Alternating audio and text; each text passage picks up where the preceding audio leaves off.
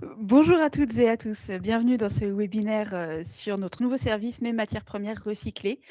Donc, petites infos de début de webinaire. Donc, évidemment, nous vous enverrons les slides et n'hésitez pas à poser les questions dans le chat sur la droite et à voter pour les questions afin que nous puissions les prendre ensuite par ordre de priorité. Pour aujourd'hui, donc, je suis Héloïse Arnissol, responsable éco-conception et je suis accompagnée de ma collègue. Bonjour à tous, Mathilde Tissot, je suis chargée d'éco-conception dans l'équipe d'Héloïse. Donc, nous avons prévu de vous parler de ce nouveau service Mes matières premières recyclées, notamment sur les plastiques. Ensuite, nous vous ferons un rappel ou une présentation de l'offre éco-conception que nous avons mis en place l'an dernier. Et enfin, nous aurons la session de questions-réponses avec les questions que vous nous aurez posées tout au long de la session. Je vous laisse avec ma collègue.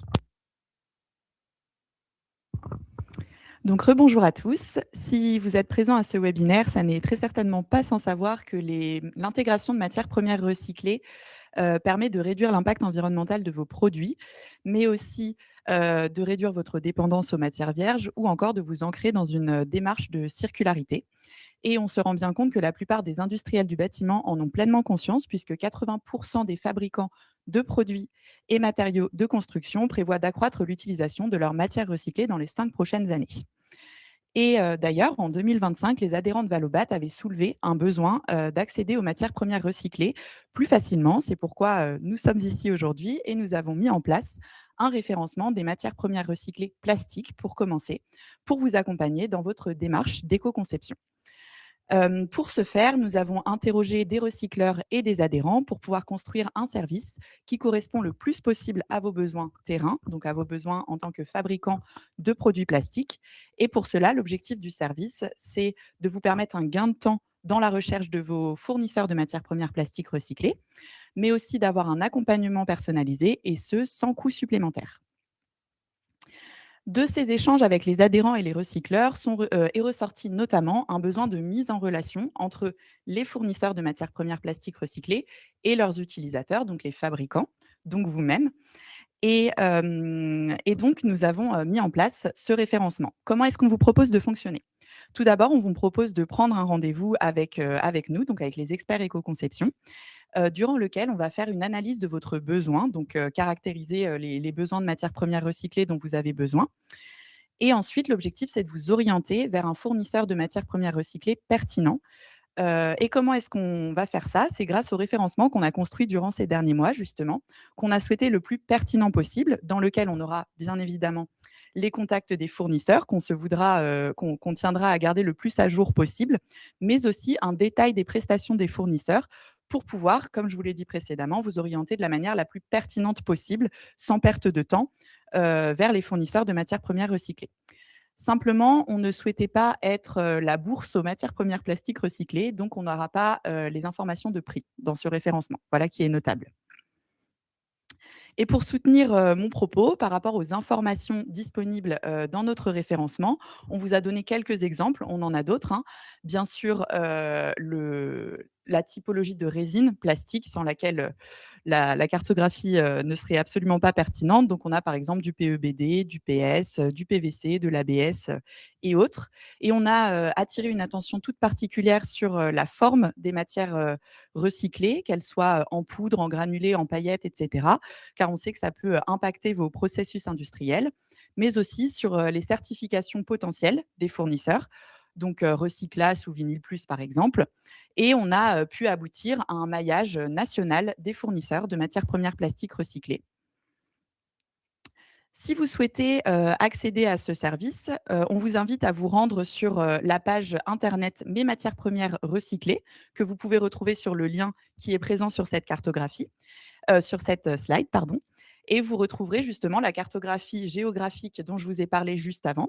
Sur cette cartographie, vous n'aurez pas les informations du référencement parce que l'objectif, c'est vraiment que ce service soit adressé à vous, adhérents Valobat.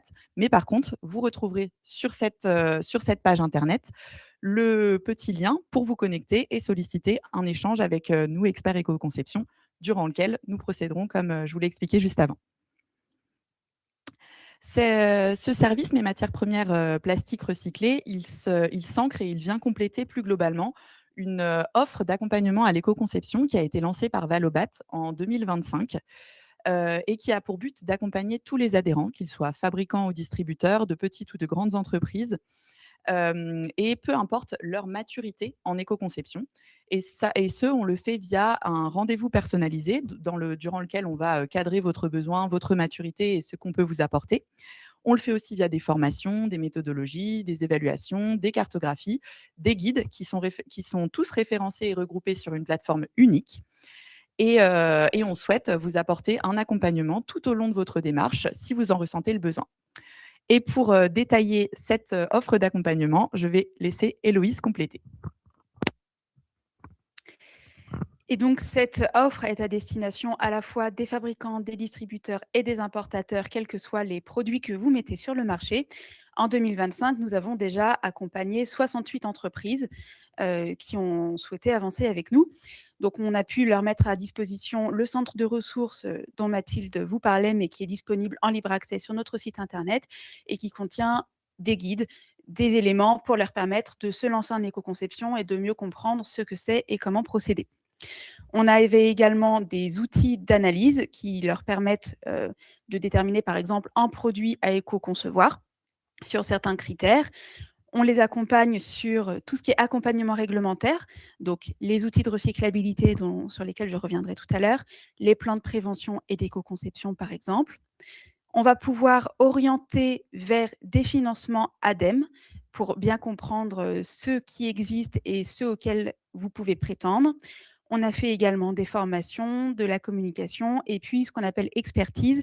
Là, c'est pouvoir vous apporter des éléments en tant qu'éco-organisme puisqu'on est vraiment au pivot entre ce qu'on appelle l'amont et l'aval, donc entre les fabricants, les distributeurs et les acteurs de la fin de vie, recycleurs et réemploi, pour vous permettre d'avoir des éléments qui pourraient éventuellement vous manquer, donc pour savoir qu'est-ce qui peut poser problème dans le recyclage ou pas.